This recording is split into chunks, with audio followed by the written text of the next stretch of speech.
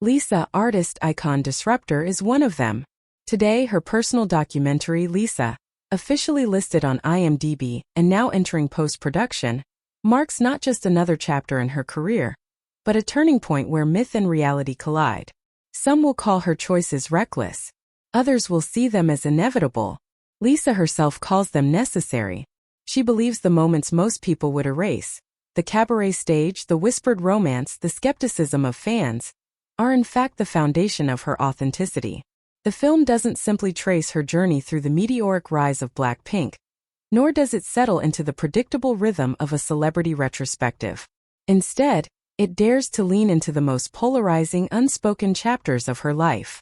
Moments when the world was watching, but her fans stood silent. At the heart of this narrative lies an audacious decision.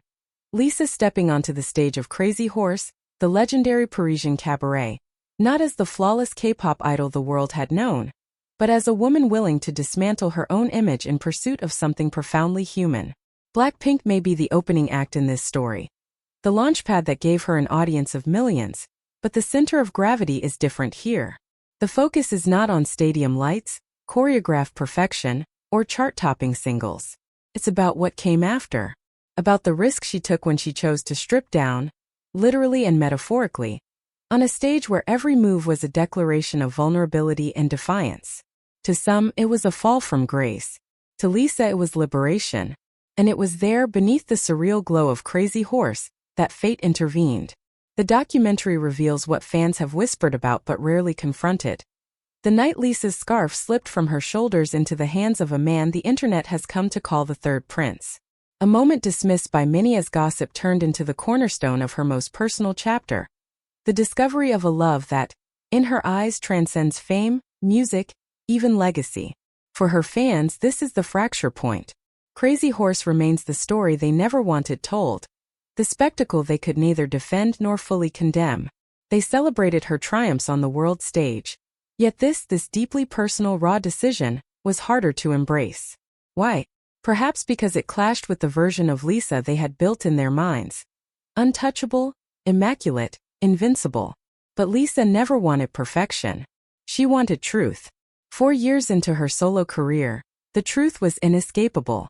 Despite her unparalleled influence, Lisa had not yet crafted the kind of signature work that defined her contemporaries. No legendary stage. No timeless anthem. Her artistry was powerful but not yet seismic. She knew this. And so she sought another path into the world's most unforgiving stage, the American market. Crazy Horse was not an accident. It was strategy, radical, risky, and impossible to ignore. And yet, for Lisa, it wasn't just a professional gamble. It was personal. The film doesn't shy away from this.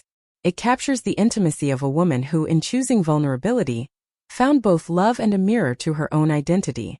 The encounters with the Third Prince, often caught by the lenses of an unrelenting internet, are not framed here as scandals, but as the deliberate choice of a woman who wanted the world to see she was in love unapologetically.